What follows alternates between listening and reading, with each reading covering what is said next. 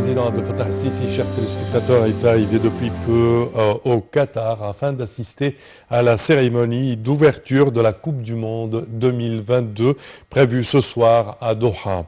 Le porte-parole de la présidence de la République, l'ambassadeur Bassam Radeh, a déclaré que la participation du président Abdel Fattah el-Sisi à cet événement sportif mondial intervient sur l'invitation de l'émir du Qatar, l'émir Tamim Ben Hamad Al Thani, et au vu des relations fraternelles entre les deux pays.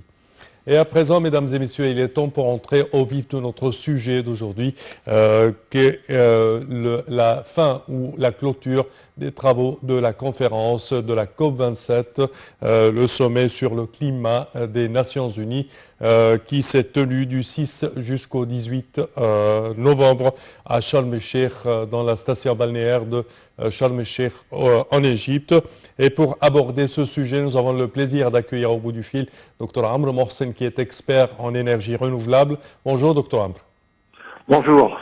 Alors, la fin de cette conférence, mais quand même, ce n'est pas comme les autres conférences de la COP qui ont été tenues. On a je dirais, des pas à suivre et des plans d'action et plein d'autres choses, même l'instauration d'un fonds de dédommagement pour les endommagés des crises climatiques.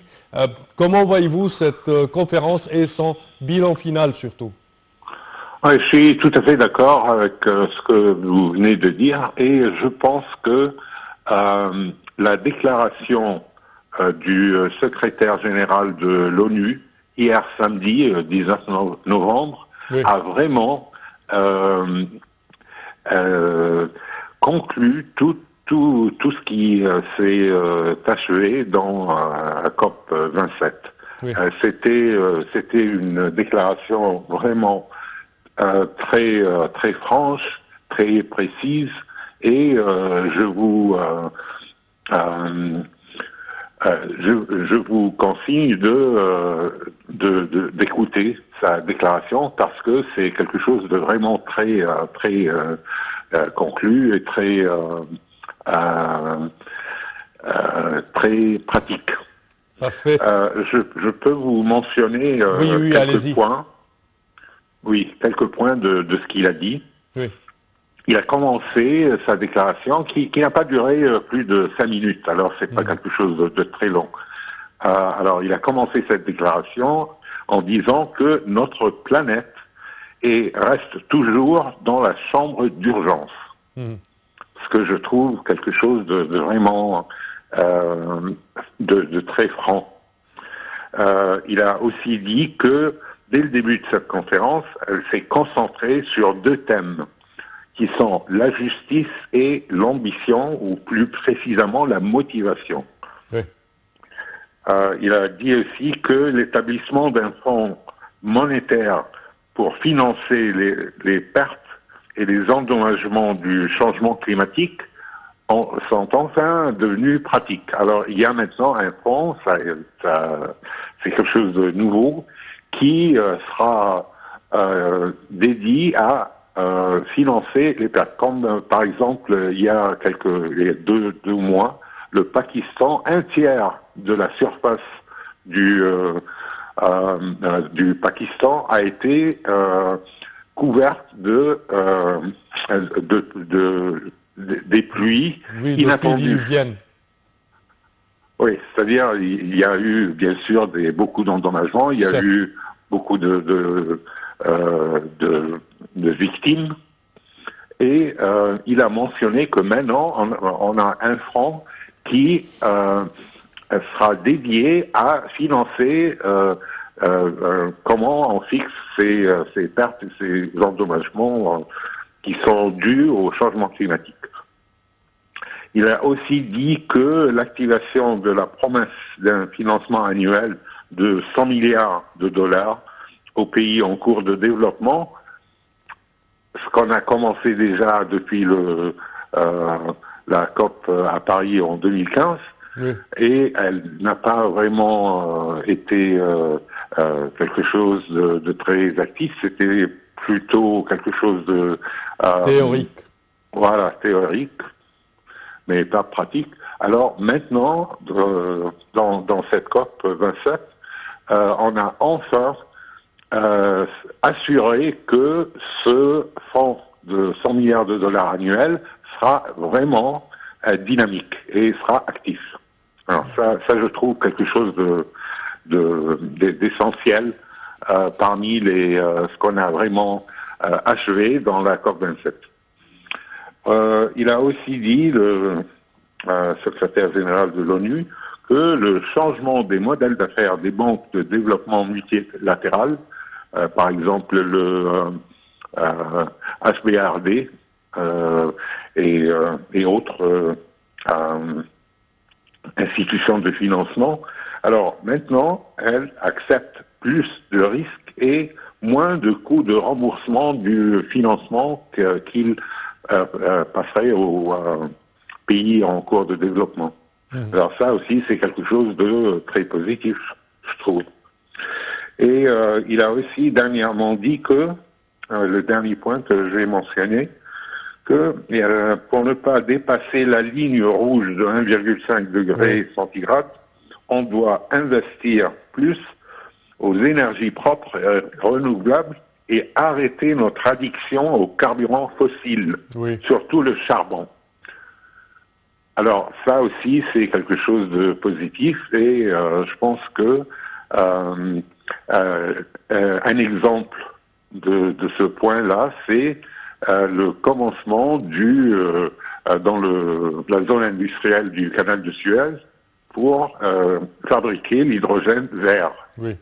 Ce qui sera vraiment quelque chose de très important et ça continuera à augmenter, c'est-à-dire le volume et la quantité produite d'hydrogène vert chaque année sera quelque chose qui en commencera avec 4 gigawatts, mais ça va vraiment augmenter et je pense qu'on passera les 20 ou 30 gigawatts dans quelques années.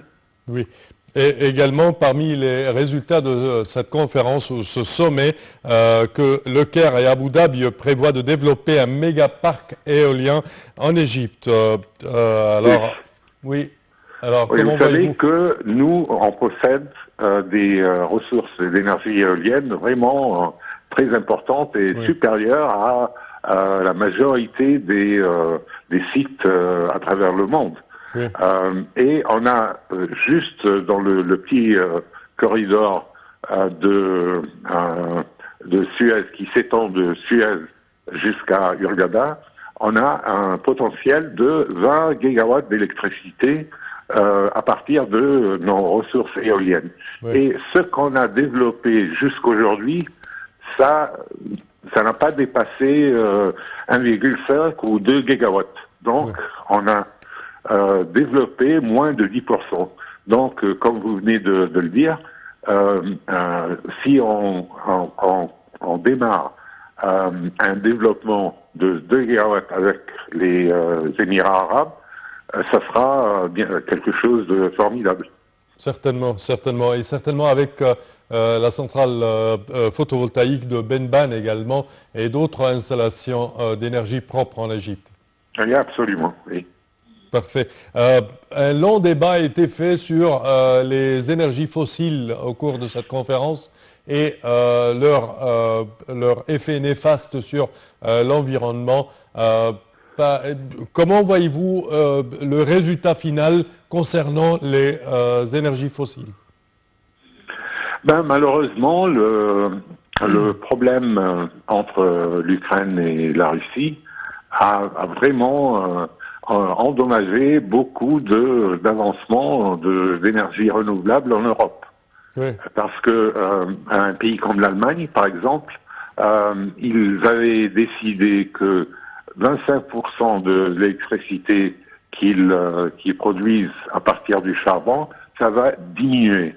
Aussi, alors ils ont commencé, avant la guerre, ils ont commencé à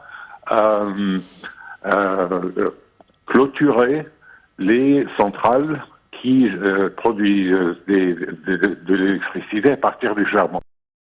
Et pareil pour le nucléaire. ils ont commencé à la clôture des centrales nucléaires. Mais quand la guerre a commencé, ils ont été forcés de réouvrir le charbon et les nucléaires.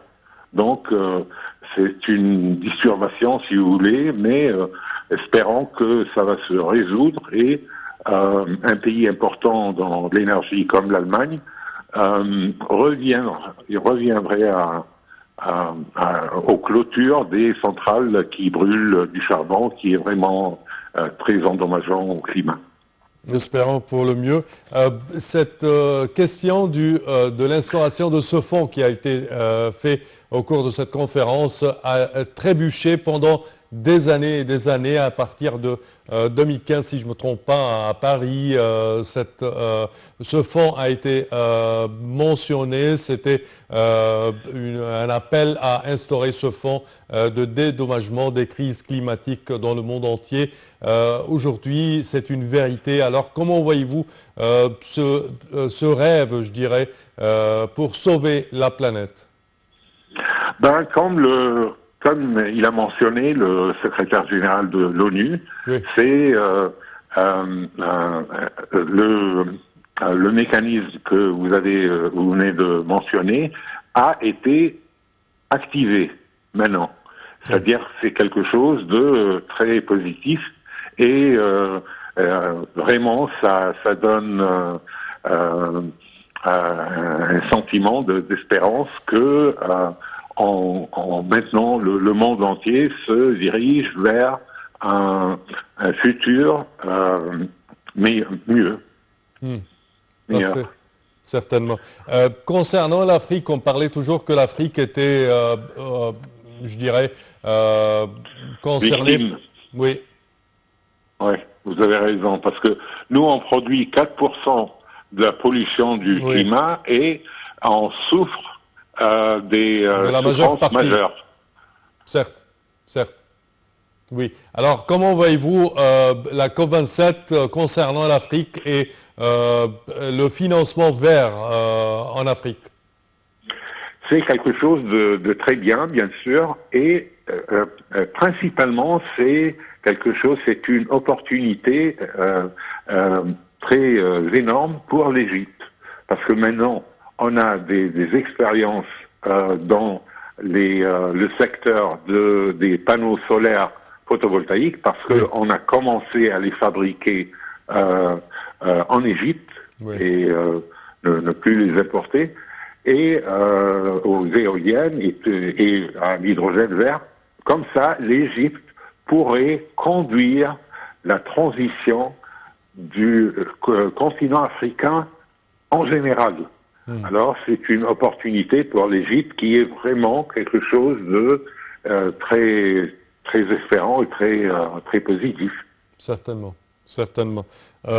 Dernière question concernant la COP27 en général.